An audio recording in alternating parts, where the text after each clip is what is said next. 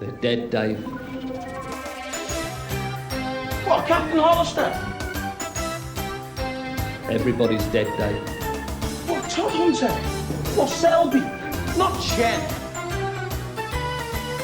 He's dead, Dave. Everybody is dead. Everybody is dead, Dave.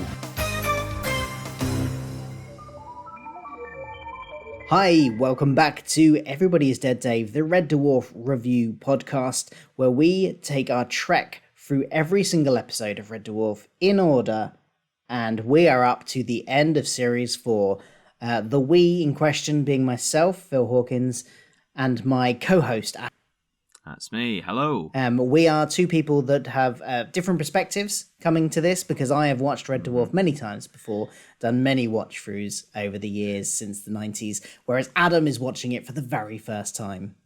Indeed, and enjoying it for the most part, which is always good. Could you imagine if we got this far and I was like, I absolutely hate this show?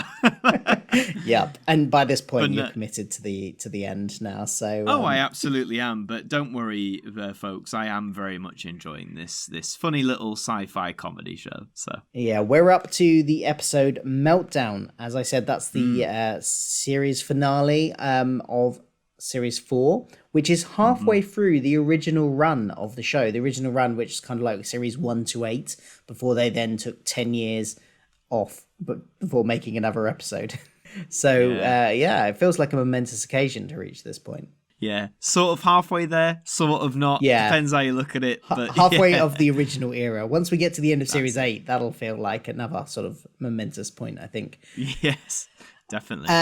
Right, so this episode, I'll read you a bit of the synopsis. The Red Dwarf crew travel to a planet where they find various historical figures, some of which seem to be good guys, some of which seem to be bad guys, and there's a bit of a conflict between the two of them, and Crichton and Rimmer lead a resistance against the bad guys. It's an interesting premise, I think. It is. Very much. What were your, before we get into sort of specifics and the individual scenes and stuff, what was your general thoughts of this episode? Overall, it's probably, I thought like it's one of the wackiest episodes Red Dwarf's done so far, which is saying something even for Red Dwarf, because Red Dwarf on its own is pretty wacky. But I like the fact that this one, and we will get into it, but it sort of goes all out unashamedly. And I think, for the most part, it pays off. Yeah. So I think, I think so too. Now, just before we get into this episode, we do need to raise something that might be uncomfortable for some people. One of the actors in this episode, an actor who plays the Elvis character in this episode, has recently been found guilty of rape. Historical rape from about 20 years ago. So I wanted to raise that now. It's not obviously a pleasant thing, and I'm sorry if that, if that has come a bit out of nowhere in this, and I do apologize for that, but I wanted to get it out of the way now. We won't therefore be focusing too much on the character of Elvis, even though he is in it quite a lot. He will get mentioned here and there, but I just thought it was important to flag that, because it is very recent. I mean, as we're recording, I think his sentencing happened a couple of weeks ago. So it's very, very new information. But as Phil said, we just wanted to put that across in case that is it's generally uncomfortable stuff. So what we probably will do, as we always do, we go through the episode in story order. When we probably get to the bit where Elvis comes in, we'll just mention, or make note this is where he comes in for anyone who might not want to hear about it. But as Phil said, we're not going to focus too much on that character. Yeah. But getting into the episode itself then, we start, as we always do, on Red Dwarf. And this first scene is basically Rimmer boring the cat and Lister. And it seems like nothing has changed since last episode, because last episode was very much about like how people really don't like Rimmer. Yeah, it was sort of this continuing factor of like Rimmer not being very likable, and I must say, with the nicest will in the world, it did bore me a little bit as well, because I have not played Risk, so I love all Risk. these. Well, see, I know what the concept is. I know it. It's like a war strategy game and all that sort of stuff. But all this, a 3 and a 2 and a 6 and a 6. You didn't know what was going on there. Yeah. So as this scene was going, I was very much in Lister's shoes. I'm afraid, being like, but that that's no one's fault. That's just because I don't know the game of Risk. But yeah, I mean, then as a Risk fan, did you think one of my recurring gripes on the show?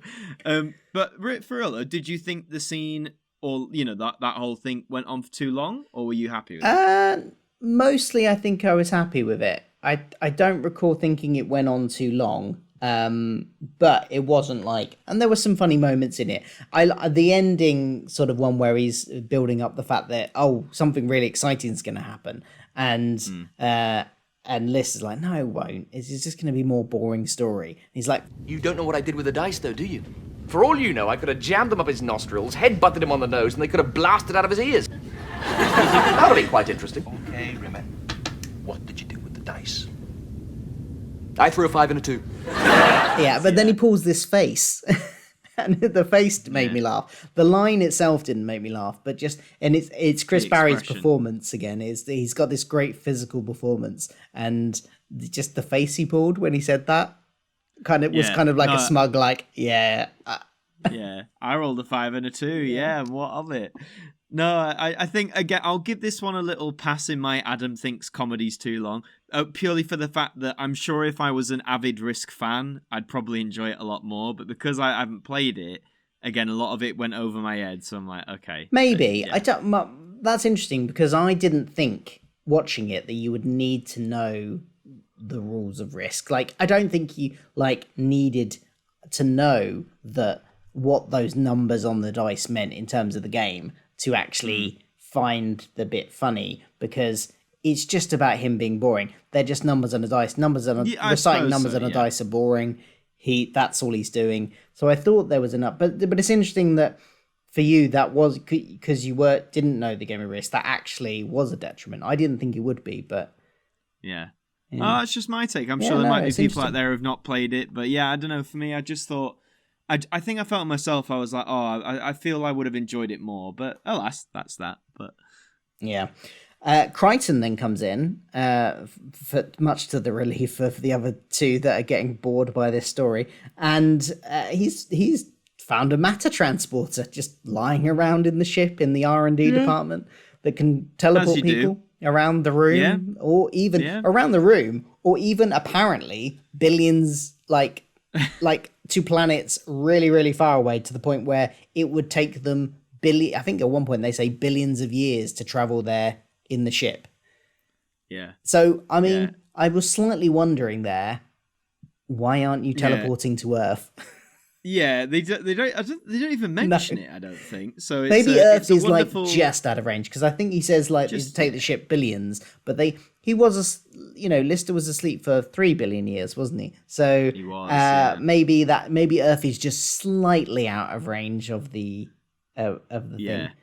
Probably a bit too far, but it's a wonderful MacGuffin for the episode that doesn't address the obvious, but then hey, that's Red Dwarf all over, really, isn't it? Every time we've said, this is like an obvious thing, they just don't do it. They just do what they want. So, yeah, absolutely. And Rimmer and Crichton, so they decide to go to a planet.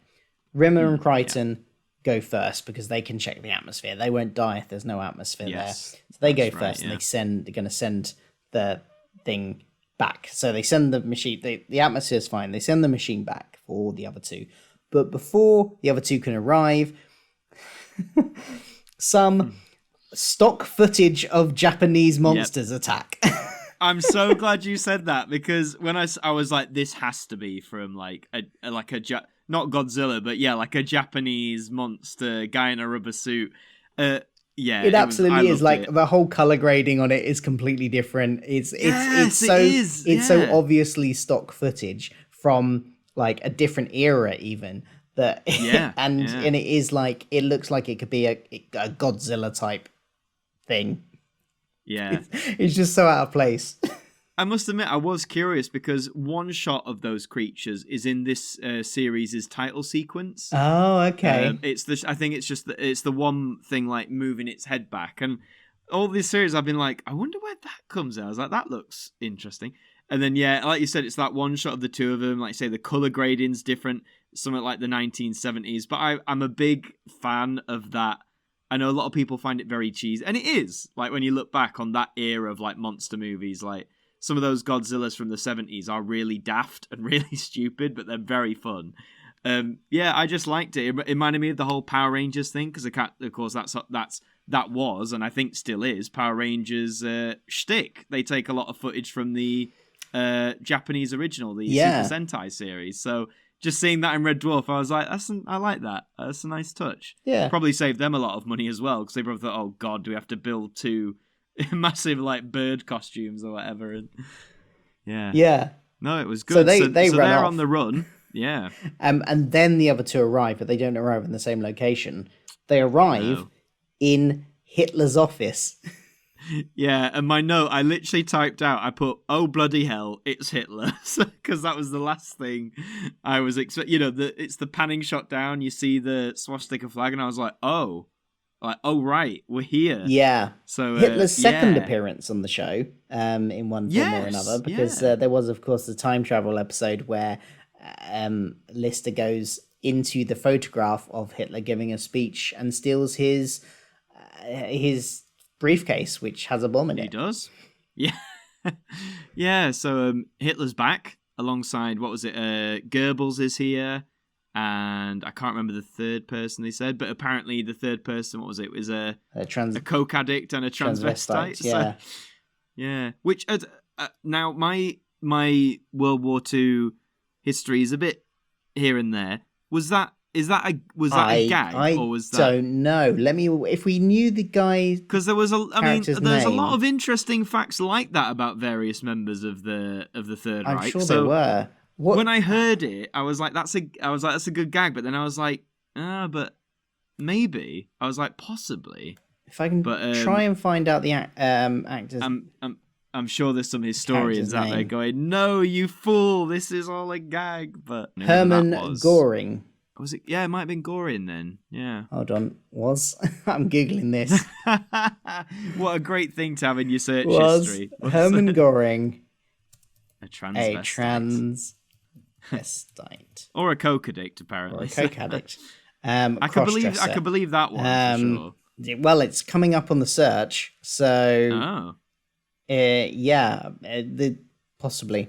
Possibly. It's enough to be believable. But they hop around, don't they, in Hitler's office in a desperate attempt to escape with the machine, and it doesn't quite go to plan. Yeah, well, they think they've escaped because they initially hop around and they're on the table. They're trying to get out of the office, but it's not quite working. And then suddenly they're in like what they think is a tunnel. There's like stone walls right in front of them. There's a light up sort of above them. And then, of course, the gag is that actually they're standing in the chimney and their feet are visible to Hitler and his cronies sticking out of the fireplace. And they don't realize this initially. Yeah. No, and they get arrested and thrown into prison. Yeah. And at this point, we see this is where Rimmer and Crichton, we go back to them and we find they get captured as well, but by the good guys. And this is where Elvis comes in. Yep. He's accompanied at this point by a pope, not sure which one, but a pope. Could be, could be any of them. Could be any of them. And they get taken to sort of the other good guys. And we'll see them a little bit later. But then I like, because there's one scene in the prison with that Lister and Kat are in, and I like they're watching somebody get executed out the window. They are, and it's Winnie the Pooh. Whoa, hang on, someone's being brought out. They're tying him to a stake. It's Winnie the Pooh? Yeah. Of all the characters, it's Winnie the Pooh. And they're like, this is the sort of really the like. Okay, we had the other two characters, the others, and obviously the big monsters and stuff. So we know it's not like that they are in Nazi German times, although they don't realize this yet. And that's, I think, Winnie the Pooh is the first time they start to clock. Hold on. Yeah. What? Why? We haven't just gone back in time here. Something else is up. Yeah. And there's that line in the lineup when he's looking at everyone. He's like, "Oh, there's so and so and so, like all the villains of history." And he goes, Yeah. Oh, and Mussolini. there's James Last. Yeah. Yeah. Who's James Last? I don't know who James Last is. He's a musician, but I chuckle because he says, if you go into any charity shop looking for vinyl records, you will find an assortment of James Last albums. I think he's just, he's just one of those artists who made a lot of stuff back in the day that I'm sure maybe in its time was very popular, but maybe hasn't held it. People don't seem to want to hang on to his stuff as much as they do like the David Bowies or the Beatles. So I don't know if there's any other reason why he's amongst the worst villains of history, but I don't know. I just found it a funny gag. Part of me thought, though, I would have loved, even just for a few seconds, they probably couldn't do it because of the budget or whatever, but to have seen visually what Rimmer was looking at. Not necessarily all of it. I don't. But do you mean Lister when in the prison? Sorry, yes, yeah, Lister. Just checking yeah. we're on the same scene. So what with Winnie the Pooh? Not necessarily Winnie the Pooh, just even like the initial lineup. Like maybe, when he's first. But I kind of like. I think it works because of the fact that it's him describing it, and he's building it up. He's building it up, and the people coming out with guns, and then it's Winnie the Pooh. I think that's what makes it work. Yeah, and the overdrama from Lister I liked when he's like, That's something no one should ever have to see. no one should ever see Winnie the Pooh get brutally gunned to death by a bunch of villains. That's too far. That's too far. Rimmer and Crichton are back in the good guys HQ. Yeah. And we see there's other people there. And it's here we find out that they are wax droids. This is an amusement park. Yeah, basically, so it's like a futuristic Madame Tussauds in a way. Yeah, and they've broken away from their programming because they're meant to do just a series of repeated things again and again, but they've broken away from their programming and gotten free work because nobody's been there for so long. Because who knows what has happened to humanity in the millions of years since Lister disappeared, and there's, like you say, a whole load of good guys in this camp. Like Charlie Chaplin, Pythagoras, Einstein, Marilyn Monroe. There's more as well. Oh, was it Charlie Chaplin? Yeah, I think so. Yeah, wasn't it? See, yeah, I did wonder because he had like the bowler hat and the, but then it was like the way he was talking. I was like, go on. Oh no. Were you going to suggest somebody? No, I don't know. I was struggling. I was like, who is it? Because he did this whole shtick when he's talking. He doesn't have the tash though. I just realised it might be. Yeah. So either Laurel or Hardy. I can never remember which one's which. I'll have a quick gander, see if I can. Because actually, thinking about it, I think it was Laurel and Hardy. Oh, that is so weird. I said that, and then I opened up Twitter, and the first tweet, there's a picture of Laurel and Hardy on somebody's somebody's thing. It's like Twitter is hearing me. That's bizarre, as their avatar. How strange. As they're hearing you. That was the only one I couldn't really figure out. I was like, I don't really know who you're supposed to be. No, I think I got it wrong initially. I don't think it is Charlie Chaplin. I think it's Laurel or Hardy. Laurel or Hardy. One of the two. I can't remember which one's which. But there is a just to mention it, because I was like, that's cheap. They do a nice, cheap Elvis fat joke, something about hamburgers. Because obviously Elvis had a lot of... in like the last 10 years of his life, he did have a lot of weight and diet well, it's ultimately what led to his death, of course. And obviously, I was like, oh yeah, we're doing the Elvis in the white suit. We've got to have the cheap Elvis's fat joke. But yeah, I don't know. I was like, I kind of expected a bit. If we're doing jokes like that, I was like, I don't know. I guess I kind of expected a bit more than just that, I guess. But yeah. I mean, everybody had their stereotypical jokes, really. They did, I suppose, that were related to their character. Yeah, but they're at war with Hitler and everybody else, and that's when it clicked in my head. So even though I haven't played it, I was like, so it's all one big game of Risk. So, which of course Rimmer immediately latches onto and wants to take charge, because these good guys, they're not fighters, and they even have Gandhi amongst them, so they're definitely not fighters. And so that's why they're losing so badly against, the dictators and the military people and things like that, the military bad guys. So Rimmer's like, I'm going to take charge and get these guys into a fighting force. And does like a little boot camp with them all. Makes Gandhi do push-ups. I love that lineup boot camp thing seen ever. I love when they got to Santa and he's like, "Who's this?" And like, "Oh, we accosted him from the fiction section." Like, oh yes. I was like, of course Santa. That's like the ultimate good guy. Like, of course Santa's gotta be here. And Gandhi and Mother Teresa, of course, she's gotta be the Dalai Lama. Yeah. There was a line he said to one of them, and I didn't write down the line, and I didn't write down who he said it to either. But I just wrote, Rimmer slightly homophobic again. To which bit was... this is in the line, like when he's going down the recruits, his good guy recruits. He said something to one of them, and I can't remember what it was now. Was it the CC guy? Yes. I can't remember his foot. That's really bad. But yeah, that guy was like, oh, was it steer or queer or something like that? Yeah. And but then they said, oh, let's move on quickly. So is it implying that this man in history was perhaps gay? I don't know. Like, oh... Because that was another character. I was like, I recognized the name when they said it. I was like, I've heard that name, but I don't know like who it is and what they did. But yeah, that's it's sad, isn't it? I mean, we've said this before when there's been moments in the show where there's, a bit of like, whether it's casual homophobia or, certain lines or certain terms used here and there that we probably, wouldn't use anymore. And I think we've said before, like on one hand, the show is very much a product of its time. The early 90s were a very different place culturally, I guess.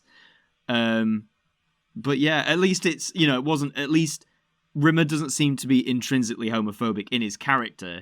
He just seems to say the odd thing. And also because it's Rimmer, and also often around the context of what's going on with Rimmer at that time. Like here, he's going a bit mad with power, and he's gone a bit like crazy. I think at one point, I don't know if this was meant to be taken as actual, but like Crichton suggests that like because his light bee that produces his hologram, at one point, Lister like puts it in his mouth.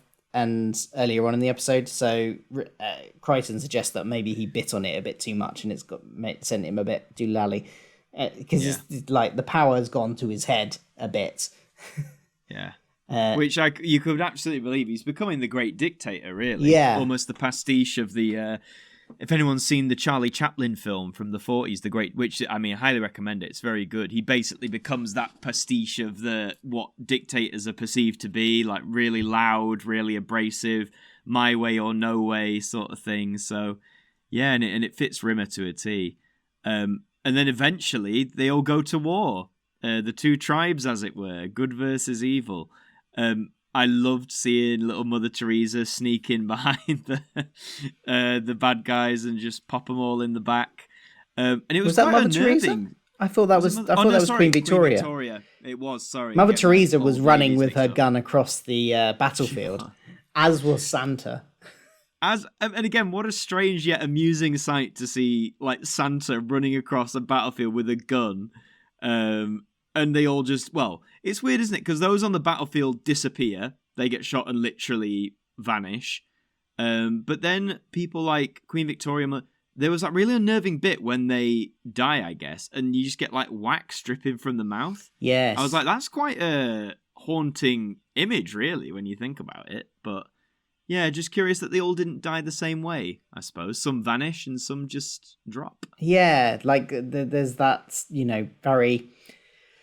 budget BBC way of dying in a big explosion where they've just basically removed the person and had like crossfaded the explosion in. So it's like explosion, then there's nobody there. Yeah. Exactly, no debris, no bits of bodies, nothing. It's just bang. They're not there anymore. Bang, yeah.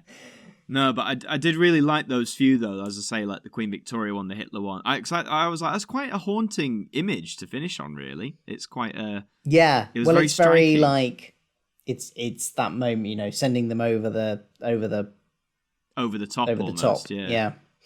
And sacrificing them. And because then, after Queen Victoria's done her work, Crichton sneaks in and is under orders to turn up the thermostat. Yep. And basically melt all of the waxworks. Everyone. Yeah. Literally everyone. Yeah. So all of the good guys and all of the bad guys.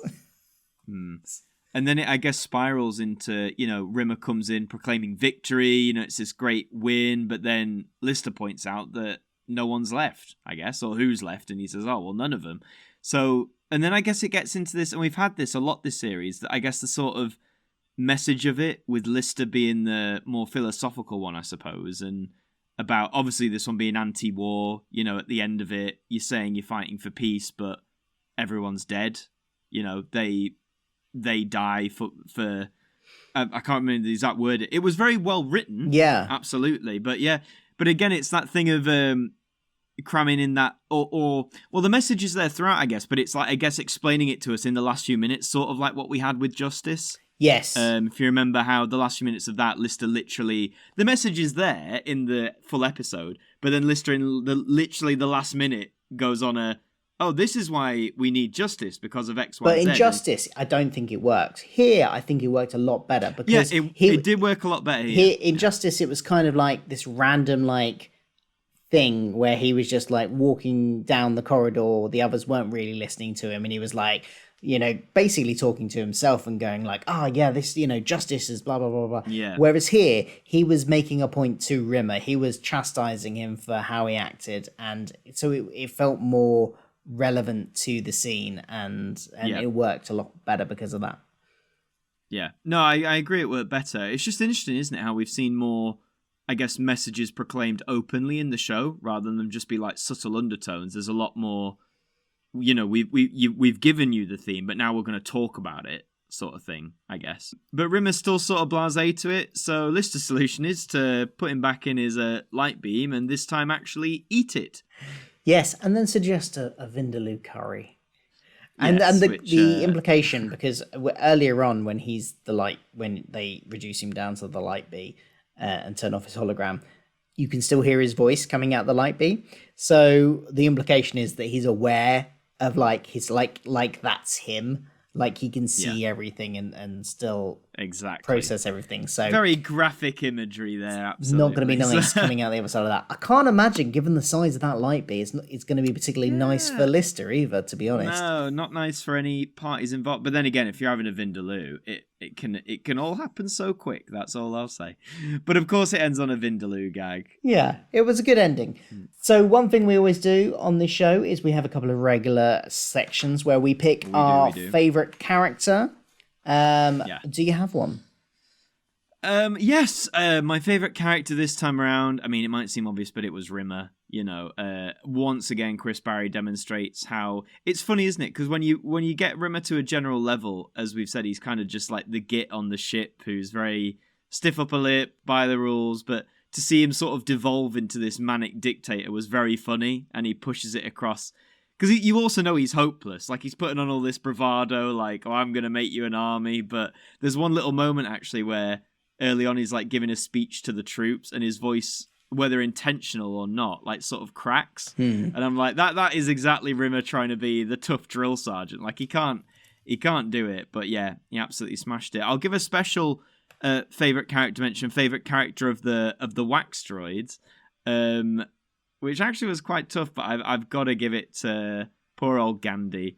I just found it really funny when he's running forward. He's like, yeah, the great pacifist, and then he just gets puffed off into a van of smoke. But in terms of overall, though, Rimmer is my favourite character. But what about you, Phil? Fair enough. We do say on this that your favourite character can be literally for anybody's reason. It can be somebody with one line. If you just in that one line you really love them. And for me, I'm going with the one that we don't entirely know who they are, because they could be Laurel, they could be Hardy. We don't think they're Charlie Chaplin now.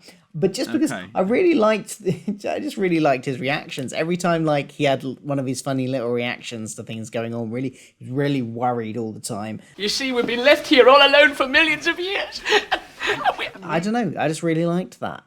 So just for that, I'm giving him my favourite character. But Rimmer was very good in this one, and as well, so I can absolutely understand that. What about funniest moment? Do you have a funniest moment from this episode? Yeah, it's just got to be, as I call it, the battle. Like that full fight sequence just had me in stitches. Like all the different, as I said, all these good characters you'd never expect to see wielding a machine gun, just running amok. Queen Victoria doing a stealth maneuver. It was just really great, and that was what I said at the start. It was they went all out with it. You know, they didn't hold back. They were like, yeah, we're literally going to have these iconic, peaceful characters run about with guns. Like I don't know, I just found it really funny. Yeah. What about you? The Winnie the Pooh stuff was a contender. The stuff just before that, when he's describing the hanging gallows and Cat's reaction to it. They're building something. What? Oh, nothing. Just a sculpture, modern art job, like the kind you get in shopping malls. What's it made of? Wood. It's a sort of inverted L shape in wood. Does it have a kind of rope motif? There's a sort of noosey theme to it, yeah? It's gallows, right? Look, if it's gallows, say it's gallows. I can take it. Okay, it's gallows. Build a gallows to hang. Yeah, that was quite funny. But I'm going to give it to when they are planning the rebellion, the sort of resistance. And there's a line in it, they're suggesting things back and forth. And then Pythagoras says, I don't know. I still feel there's a solution probably involving triangles. Triangles, yeah. And that just tickled me. Because, I mean, Yeah. frankly, as anybody that paid any attention to high school maths should know, Pythagoras has a lot of connection with triangles. Yeah. He did like his triangles, so and stuff. Yeah. Don't make me recite what that theorem is now, because I will not remember. It's something like is it the longest side of a triangle is the sum of the other two sides? Something like that, isn't it? Something like that. You don't have to remember it. Just remember. Yeah, the we name. paid attention to the degree that we remembered the name Pythagoras. Hey, you know what? I'm sure if you put one of those papers in front of us, I'm sure it'll all come flooding back. It's hard to explain. In a few years' time, when my daughter's a bit older, I'll have to relearn it all to help her with her homework. Oh yeah, so. how's your trigonometry? So Rusty. Yeah, so's mine. But so, what about marks? How many scutters out of 10 would you give this episode? I've got to say, Phil, this is going to be one of my highest. I'm giving it a 9 out of 10. Ooh, a 9. I really did love this episode for the most. Again, just that whole going big. They didn't hold back. The stock footage monsters, all the different good characters going to war. Just how random it could be. How good some of the gags were, including the gallows humor stuff you mentioned, the Winnie the Pooh stuff. It just all worked. I was like, this is great. Whereas we said in last episode, we felt the third act sort of wasn't really there. We felt the story sort of stopped for the last few minutes. This one does anything but. There's always something going on. There's always something happening. And the ending it feels just like classic Red Dwarf, a Vindaloo reference for Lister. 9 out of 10. Solid 9 out of 10 for me. Yes. What about you? Same, 9. 9 out of 10. There we go. It's a solid one. There is some great guest casting, like with the waxworks and stuff. And just this quirkiness. I loved it. The story structure worked. There wasn't any moments where it kind of felt like, oh, this is ending really abruptly, or we haven't had a proper resolution to this aspect of it. It all just kind of works. Our main cast are great. There's some great gags in it. Yeah, not much to dislike about this episode. No, a strong series finale. Yeah, really strong. Yeah. There we go. That's another episode down and another series down. We are halfway through the original run, and we're going to be going on to series 5 very soon. Is series 5, without spoilers, obviously, is that perceived to be one of the? Because I know Red Dwarf fans seem to have like the great ones. Yeah, the not as. Great I mean, ones, I think generally series sort of 3 to 6 is like the generally viewed, and do correct me, listeners, in the comments below on YouTube or wherever you can, or message us on our Twitter account at all Dead Dave Pod. Correct me if I'm wrong, but generally series 3 to 6 is like the golden era of the show, like the one that's most revered, and you won't find. I don't think you'll really find anybody that says those series are bad. Yeah. Whereas almost every other series, even the early ones, like there'll be people that go, "Well, I'm not too keen on those ones." Okay, interesting. So according to the fan consensus, we've still got 2 like peak series left. Yeah, I think so. According to consensus, and then is it all downhill from there? It's not all downhill from there. No, not right, at all. all right. Cool. There's some good stuff in there. You know, there's some hits and some misses. And actually, the recent stuff I've really liked, like Series 12 and The Promised Land, which are the most recent ones. Yeah, I've really. We're a long way away from them at the minute. We so, are. We are. Right. Well, where can people find you on the internet if they want to hunt you down? Please be nice. You can find me on YouTube just at Adam Martyn with a Y. I make videos on Doctor Who and a bunch of other things like classic TV stuff like idents in particular, or other stuff like Now It's What I Call Music. I make a lot of different stuff, so you can find me there or on Twitter just Adam Martyn AMTV if you want to hear my daily ramblings or memes or whatever I post these days. That's me. What about you though, Phil?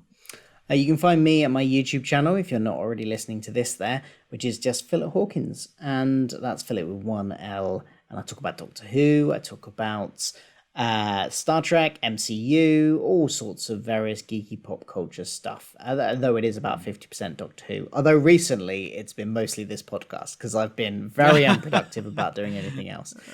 So I need to get back on it and create some other content other than just this podcast. Find me there. You can find me on Twitter, which is IUDEX_Phil. Again, 1L in Phil. And as Phil mentioned earlier, we have a Twitter account for the podcast. It's All Dead Dave Pod. So go and give us a follow there for updates on new episodes, the occasional Red Dwarf post as well.